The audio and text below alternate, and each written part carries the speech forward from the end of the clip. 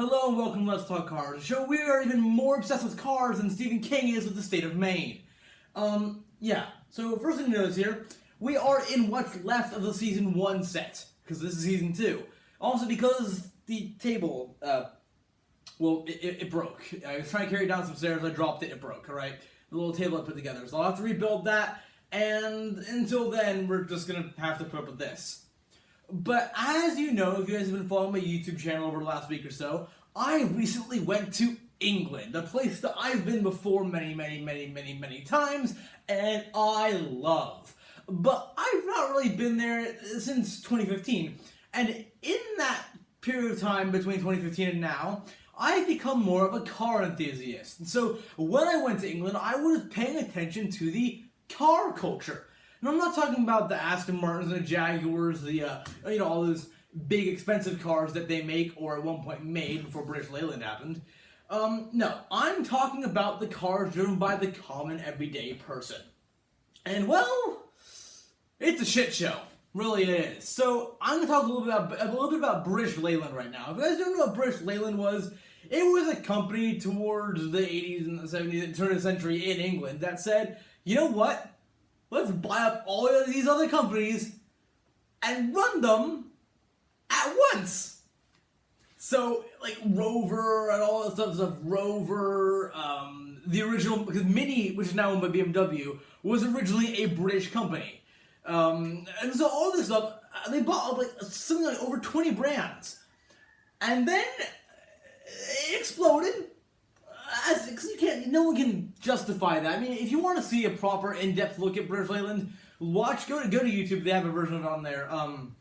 Jeremy Clarkson's Car Years British Leyland episode. It's only about 20 minutes, and it's hilarious because it's Jeremy Clarkson, who was a presenter on Top Gear from 2002 to 2015, and is now a presenter on the hit Amazon show The Grand Tour. Also, it's also informative though, so it's also it's not only funny but also very informative.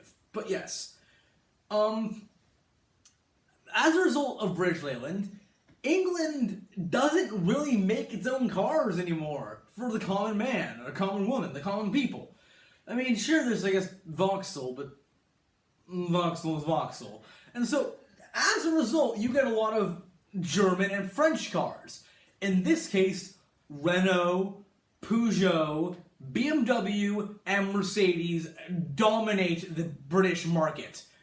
I'm not just talking about the UK in general. I mean, I'm just talking about, let's just focus on England for right now. I'm also not going to mention the whole Brexit debacle because this is the first time I've been to England since that whole mess got started. Anyway, so yeah, they're all shitty, terrible looking hatchbacks. Or minivans. It's kind of like the band Bowling for Soup. Their songs are either, oh no, my girl left me, or I'm horny as hell, let's fuck. One or the other. They rarely do anything else. And so that's the same sort of thing with the way Britain does its cars now. You get shitty hatchback, shitty minivan, and rarely anything else. I mean, sure there are examples of cars that break the mold or nice cars that exist there, but apart from Morgan, none of them are made by, Brits. And also, we're not including Morgan, for the same reason we're not including Aston Martin. Those are expensive, or at least relatively expensive, and they're not an everyday common car. I mean, yes, I saw a fair few of them when I was in England, but that's mostly because I visited some showrooms. Yes, you're more likely to see them driving around on the road over there in Britain than you are over here in the US. That's just because they're a British car. But that doesn't stop American cars getting over there. Oh no. I actually saw a Ford Mustang GT right-hand drive, which only became available last year in the UK. Last year! I mean, before that, you could get crappy, 3-liter whatever pieces of shit Mustangs over there in right-hand drive and all those crappy adaptions. And I mean, you've also been able to get left-hand drive GTs over there for the last few years, but they've started recently bringing the right-hand drive models over there. But the point being,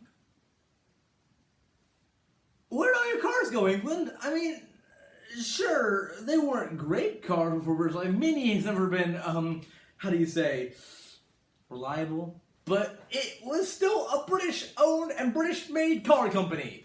Now you got France bailing you out with like Renault and Citroën and all of the, and not to mention bailing you out, but the Citroën brand and Renault are responsible for some of the ugliest cars of all time. I mean, the Renault Megane, the Renault Wind, if you guys know what that is. I only found out what that was because I saw one on the street and I wrote it down on my phone and Googled it later. Yeah, it exists, and it's one of the ugliest things ever. It looks like a Saturn Sky gone wrong. How you mess with a Saturn Sky, I don't know, because it's a pretty simple yet awesome design. Saturn Sky for win. But seriously, I mean, here's one way to say how to fix it, but I don't know. I mean, France and Germany, they're very close in proximity to England. That's why all the cars get imported from there. But as I said, you got Renault and Citroën making, well, to be kind, turds. Just absolute turds. And then you got BMW and Mercedes making overpriced saloon cars that just clog up the roads, and to be honest, Mercedes, very, very bland. I mean, also, there's another, Kia. I actually got to ride around a Kia Ceed, which is amazing, I grant you that, but it's a foreign car, not a British car, although, I mean, yeah, it's not being sold in the US, but that does not make it a British car, alright? It's still a Kia, South Korean, not British. So again, I don't know how to fix this. I've been thinking about it, and I just really don't know. I mean, sure, over time, maybe some more brands will emerge, but to start a car brand in today's market is very, very difficult. I mean, like, when was the last time in your lifetime that you saw, that, like, just take a second to think about this, that you can remember a big car brand for the everyday person being started? Like, not remade or like renewed or switching ownerships, but actually being founded. If you're like me at the age of 16, you can't remember any of them because they don't exist. So, I mean, British Leyland not only killed the car companies from going out of England when it was a thing, but it's killed them for the foreseeable future. Anyway, we're losing light pretty fast. I'm going to wrap it up here. I love England. I like cars. I like common cars. They just don't seem to be meshing very well right now. Anyway, this was the first episode of Let's Talk Cars Season 2. Kind of technically. The first real episode will be on the Aston Martin Valkyrie. This one is probably going to go down as some sort of UK special thing. Not the one I filmed with the Kia Ceed. Either that, this will be episode 1 and the Valkyrie will be episode 2. Anyway, point being, we're back!